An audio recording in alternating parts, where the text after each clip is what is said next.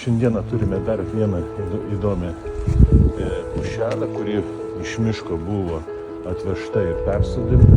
Pirmais metais jos prieaugis, kol šaknis nebuvo įsišaknyjusios, buvo pakankamai nedidelis, tai čia yra apie 25 cm. Kiekvienais metais šaknų daugėja, prieauglis didėja ir jau praeitais metais matosi, kad jau prieauglis yra apie 70-80 cm, o jeigu toliau juos neprižiūrėti ir nekontroliuoti juos aukščio, manau, kad augs po metrą į metus. Ir taip pat matosi, ant kiek jinai pradėjo stipriai augti, ilgėti šakos, jos nebeatlaiko, jos linksta, reikės padirbėti su tom laibom šakom, jas pakarpyti, stabilizuoti ir žiūrėsime, kas čia gausis. Tikslas yra padaryti ją kompaktišką ir po keletą metų būtų tokio natūralaus nivakė stiliaus pušis. Dabar pavaizduosim ir parodysime, kaip mes su ją dirbame ir koksai galutinis variantas bus. Tai stebėkite.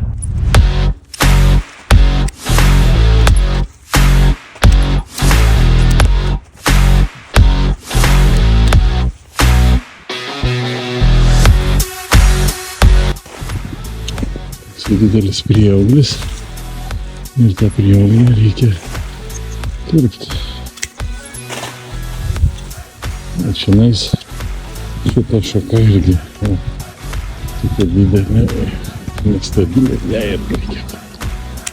Čia augant į vidų šakos, tas šakas irgi reikia.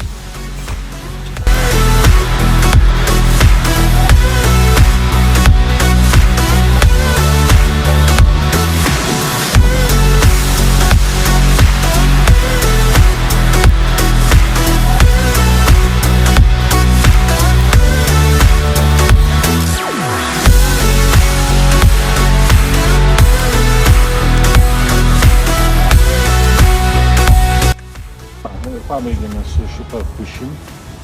Kas dabar atsidarė, tai atsidarė nelygus kamienas, jisai palinkęs, suteikė didesnio grožio. Taip pat atsivėrė visos šakos, turi būti persišviečiama ir tokia patraukli. O jeigu pasimis daug pušų, kurios neturėjo genėjimo, ir norite panašaus rezultato, visada prašome kreipkitės, padėsime, spauskite like arba sekite mane.